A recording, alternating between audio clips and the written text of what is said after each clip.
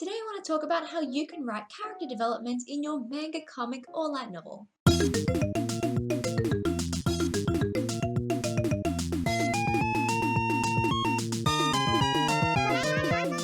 everyone, if you don't already know me, my name is Midnight Cross, and on this channel I give you tips and tricks in order to help you turn your manga or light novel into a masterpiece. If you enjoy this video and you want to see more exclusive content, make sure to visit my website midnightxcross.com to see more courses and resources. Now let's get fully into this video all about character development. In order to make your manga or light novel characters more interesting, it's important to give them really good character development over the course of your story. My first tip for adding good character development is to take your character from A to B. At the beginning of your book, your character should be someone who has room for improvement. They should be someone who has flaws and maybe has things that they need to improve over the course of your book.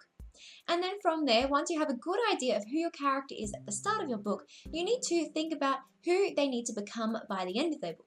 And maybe the character is someone who becomes more confident in their actions by the end of the book, or they're someone who is braver and more courageous. So really think about who you need your character to be by the end of your book, and this is a good way to first begin to develop your characters better no matter who this character is in your story. My second tip is create an inciting incident. The inciting incident is the event that happens that begins your character's change. So your character starts off as being the character A, so they're the beginning character, but then an event needs to happen that pushes them in the right direction. For example, if a bad event or emergency happens, maybe your character is the only one there who is able to take action. And so this forces your character to start making difficult choices. And through these choices, they may change into the character they need to be.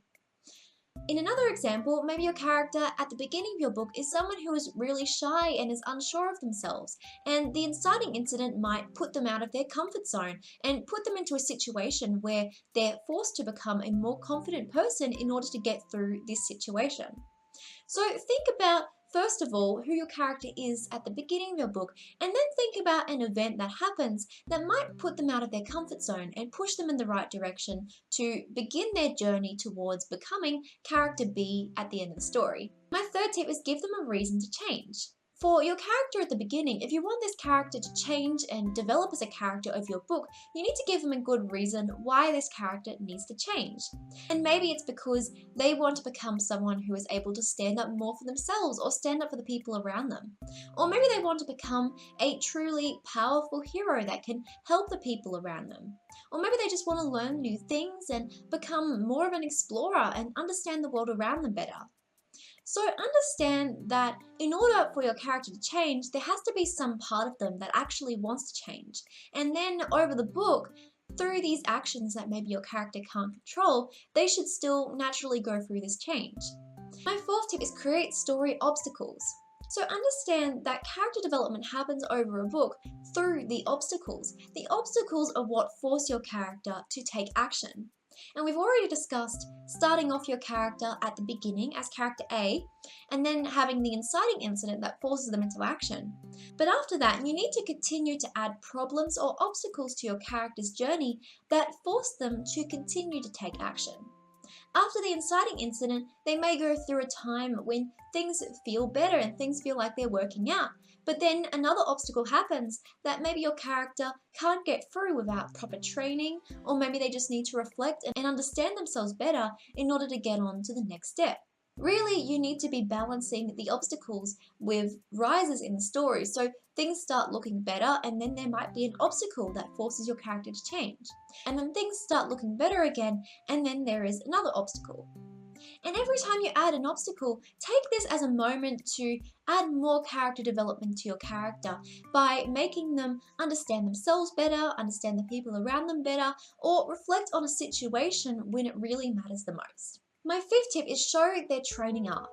This really means different things depending on the kind of genre you're writing, but your character, in order to develop into character B, they need to be someone who goes through a kind of training arc, and this arc can happen over the course of your book or through smaller moments throughout your book. In a shonen series, the training arc will usually be quite literal, like the characters will literally be training in order to get stronger and learn new abilities and powers.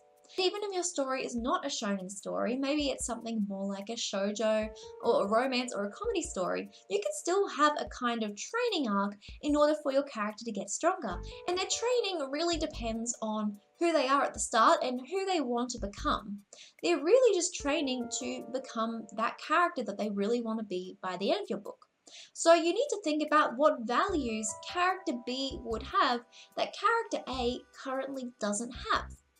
And for example, maybe character A at the start of your book is someone who really wants to learn how to become a better cook, for example. And then character B is someone who is a really good cook. So their training arc might be them learning new recipes and getting better with cooking, and maybe they burn some food sometimes, but then they become a better cook. And so that's their training arc basically. So think about how that applies to the story you're writing. In another example, I'm thinking of stories like Komi can't communicate, but maybe the character at the start of the book, like Komi, is someone who is really shy, but they really want to make a lot of friends. And so that training arc might be that they end up trying to make a lot of friends and becoming more confident in their abilities to make friends, like Komi does. So think about how this applies to the story you're writing and how you can give your character their own training arc that happens over the course of your book. My sixth tip is reveal their changes. With adding the obstacles and your character training, you need to think about how they slowly change over the course of your book. They slowly need to start becoming this character that they really need to be by the end of your book, and this should be subtle as well. Every time you add an obstacle in your book, you should show some sort of change to their character. And maybe it's a subtle change of expression. Maybe before they didn't really smile much, but now they are smiling a lot more and they seem a lot happier over the course of the book. Or maybe your character is someone who slowly becomes more confident in themselves or in the people around them. Or maybe your character starts to master their own powers and abilities and they become a stronger character over the course of your story. So think about how every time you add an obstacle and a training arc, think about how you can slowly and subtly reveal your character's changes to your audience. My seventh tip is the darkness. This event usually happens later on in the character's development, but as you're getting closer towards the end of your story or the end of this character's development story, you should try adding a moment, which I call the darkness, where your character goes through a dark or a difficult event that really is the final stage to their changing. So this will be their final moments in their character development before they become the character they need to be at the end of your book. So basically, in this part of the story, the darkness, this is when suddenly things go terribly wrong and your character is really unsure of how to proceed. Things feel really difficult and your character feels at a loss to what to do. Even though they've gone through all this training and they've learned so much, in this moment, maybe they just don't know what to do. And so in this darkness, this is a moment where the character maybe needs to reflect a bit or they need to think back over who they were and think about what actions they need to take next. This is the moment where after they overcome the darkness, by that point they need to be the character they are at the end of your book. But right now, this is the moment before that event where they're left uncertain. And once your character finally figures out what they need to do, maybe through making a difficult decision, they need to become the character they need to be by the end of your book. And finally, my eighth tip is the character they need to be. Continuing on from the previous tip, after your character goes through this really difficult moment or difficult decision, your character is now the character that they need to be by the end of your book. There's someone who maybe has learned a lot from who they were before, or someone who has gained new abilities and powers. No matter who this character is in your book, this technique is a great way to write better character development in your manga, comic, or light novel.